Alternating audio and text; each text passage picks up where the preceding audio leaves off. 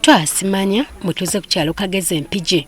Ono y'omu ku bantu abalojja obukambwe bw'enkima bwe yamukakanyako ne mugajambula nga kati anyiga biwundo. Nize badde nange mpita obuyisi saalumbye mu kibira saa. Ono okugwa ku kyokya yabadde agenda wa mulirwanaawe bwe bakola mu kirombe gye bakubira bulooka. Ngendi mu kkubo bwenti mpitawo njija. Ate abataka ne bava engulu eti nga bakkirira nga bawankima. Kati bwe baafuuse ne bakkirira bwe bati. Nze ne ngamba baba bagenze kati nange mpitawo nkola ki ngenda mu byange eno. Kyokka ate teyategedde kyazinyizizza kubanga yabadde atambula nga amaze okuziyitako agenda okuwulira ng'emubuukira ng'emuyuzayuza essaati mu mugongo. Ono omutaka yafudde mabega wankima nga ngoberera. Ndaba nga binsuseeko n'asooka nampisa olwala ku mugongo bw'ati.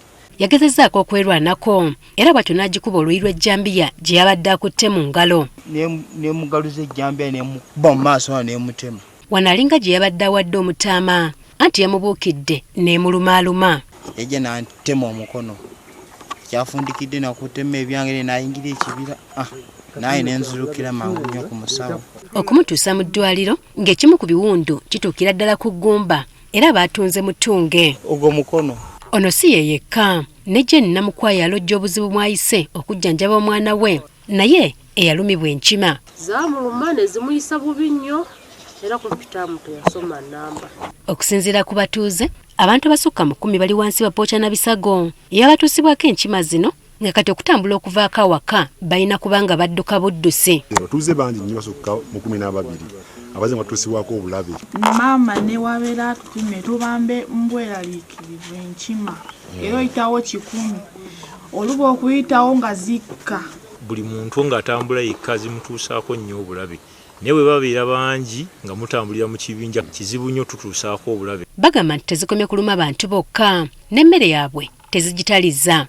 Kasooli ng'oyo wateekawo ekizikanga naye zatugesa zimalira kwaki nazo zimanyi tekyenyinya twalira mu mikono kamwa zirirawo ku muti ziyala simula muwogo zikwata ebiri mu bweziti neziwalamba zirira okukambayo.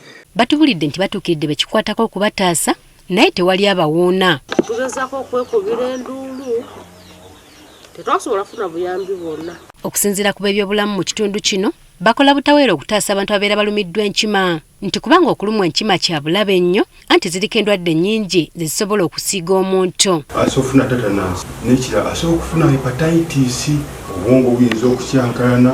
Abavunaanyizibwa ku bisolo by'omu nsiko mu disitulikiti eno obuzibu bw'ebisolo eby'ekika kino okudda mu bantu babuteeka kukusaanyawo bibira. Ebisolo bino mwe byandibadde biwangaalira. Ebibira ebyo binnasango bibeeramu emmere nnyingi esobola ozibeezaawo. Kati oluvannyuma lw'ebibira ebyo obisikiza ebibira bino ebya kalitunsi omutali payini omutali bye zirya kati zivaayo ne zidda mu bantu. Mbw'ate abantu olubiraba babiggulako lutalo kale nabyo ne bibalumya mu ngeri y'okwerwanako. Abamu ne batandika okukozesa amayinja amafumu abalala bamu bakola n'emitego. Kati singa ekisolo kyonna kifuna okulumizibwako ne kitafa kisolo ekyo kibeera kya bulabe buli kiddamu okulaba omuntu yenna. Kati abatuuze basaba ab'ekitongole ky'ebisolo by'omu nsiko kiwuwa okubadduukirira. Singa tewaba kikolebwa bavunaanyizibwa ku bisolo nga bino abatuuze b'eno bandyongera okukosebwa enkima zino ezibafudde abalabe.